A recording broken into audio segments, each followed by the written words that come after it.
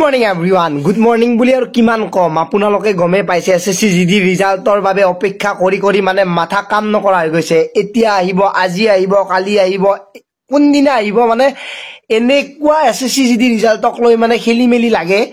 হাজাৰখন notification আহে lakh lakh video চোৱা যায় আপোনালোকে ইউটিউবটোত কেৱল চাই আছে এছএছসি জিডি ৰিজাল্ট আৰু সদায় এখন নোটিছ আহি আছে আজিৰ এই নোটিছখনৰ মতে ভিডিওটো বনাব লৈছো মানে আজি হৈছে 12 তাৰিখ আৰু আজিয়ে ৰিজাল্ট আহিব আপোনালোকৰ এছএছসি জিডিৰ মানে 10 তাৰিখে আৰ কথা আছিল কেতিয়াবা 2 তাৰিখে কেতিয়াবা 7 তাৰিখে কেতিয়াবা 5 তাৰিখে আৰু যিখন নোটিছ আহিছে মই ইতিমধ্যে ৰাতিতে টেলিগ্ৰামত দি দিছো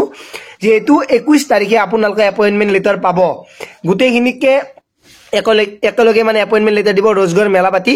সেই কাৰণে ৰিজাল্টটো আহিব অতি সোনকালে কিবা এটা প্ৰবলেমৰ বাবে হয়তো এছএছসি জিডি ৰিজাল্টটো আহা নাছিল এতিয়া আপোনালোকক কও এটা কথা যিখিনি লৰা ছোৱালী এছএছসি জিডি ৰিজাল্টৰ বাবে অপেক্ষা কৰি আছে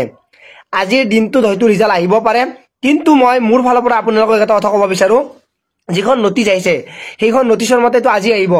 বাকি ৰিজাল্ট এইটো উইকত মানে পোৱাটো 100% আপোনালোকে পাবই যেনেকে নহক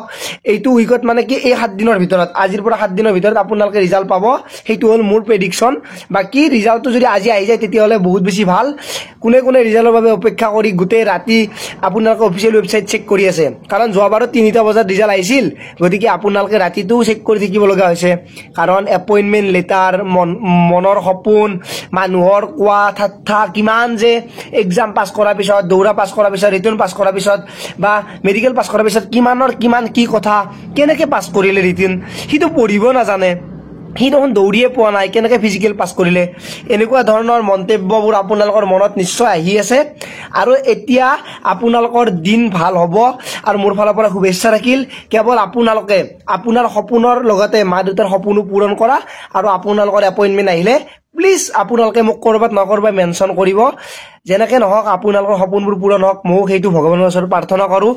কাৰণ আপোনালোকে কেনেকে কষ্ট কৰিছে কি কষ্ট কৰিছে সেইটো গম পাও যে নহক মই এইটোৱে বিচাৰো আপোনালোকৰ কেৱল সপোন পূৰণ হ'ব লাগে ভিডিওটো সকলোকে শ্বেয়াৰ কৰি দিব নাপাৰিব আজিলৈ মানে আপোনালোক পৰাখাৰে মই জিতুমণি